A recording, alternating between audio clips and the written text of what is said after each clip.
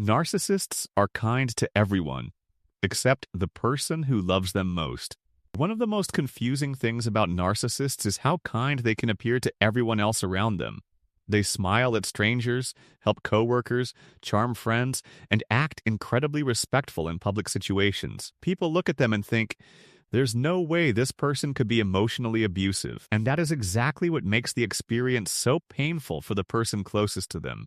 Because behind closed doors, the version of them you experience feels completely different. The warmth they give to outsiders suddenly disappears when they are alone with you. The patience they show everyone else somehow never exists inside the relationship. And over time, you begin asking yourself one painful question. Why are they kind to everyone, except me? At first, you try to explain it away logically.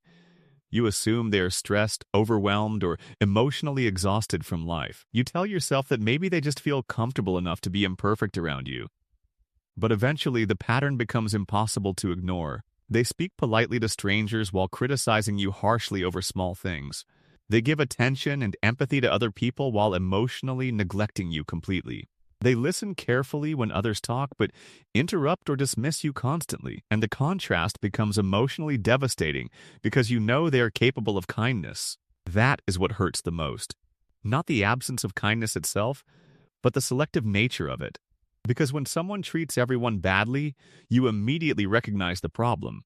But when someone treats everyone else wonderfully and only mistreats you, you begin blaming yourself instead of questioning them. This is how narcissistic relationships quietly damage your self-worth over time.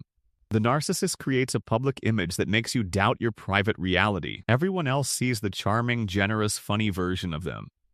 But you experience the coldness, manipulation, criticism, and emotional distance. And when you try explaining it to other people, they often struggle to believe you.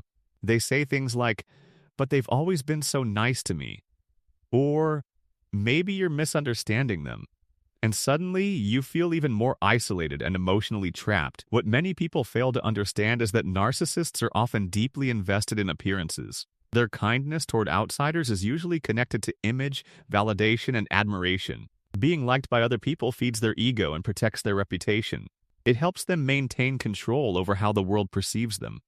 But inside close relationships, something changes completely. The closer you get to a narcissist, the less they feel the need to perform kindness consistently.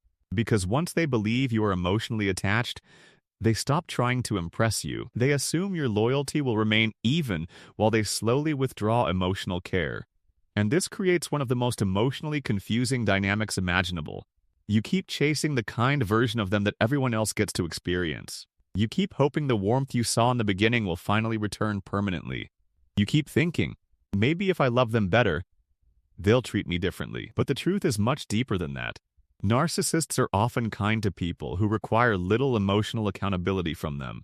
Strangers, coworkers, and casual friends usually do not challenge their behavior deeply. Those relationships stay on the surface where charm can easily survive. But intimate relationships require vulnerability, empathy, patience, and emotional responsibility. And these are often the exact areas where narcissists struggle the most. So instead of emotional closeness creating more warmth, it often creates irritation, defensiveness, and control issues inside them. The more emotionally connected you become, the more they begin seeing your needs as pressure instead of intimacy. Your emotions become drama. Your pain becomes neediness. Your honesty becomes criticism. And slowly, you start becoming the emotional punching bag for their unresolved issues. Meanwhile, they continue showing kindness to outsiders because it benefits their image. It allows them to appear emotionally healthy while avoiding real accountability at home. And that contradiction can deeply damage the person who loves them most. Because you start wondering what is wrong with you specifically. You begin believing you must somehow deserve the cold treatment. After all, if they can be kind to everyone else, why not you? But this is the part you need to truly understand. Their inability to consistently love you with empathy is not proof that you are hard to love. It is proof that performative kindness and genuine emotional intimacy are not the same thing. Anyone can appear kind in situations that require little emotional depth. But true character is revealed in close relationships where empathy is tested consistently.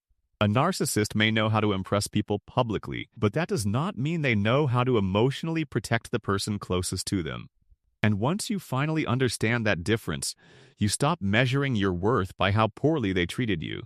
You realize their selective kindness was never a reflection of your value. It was a reflection of their inability to sustain genuine emotional intimacy. And that realization becomes the beginning of your emotional freedom.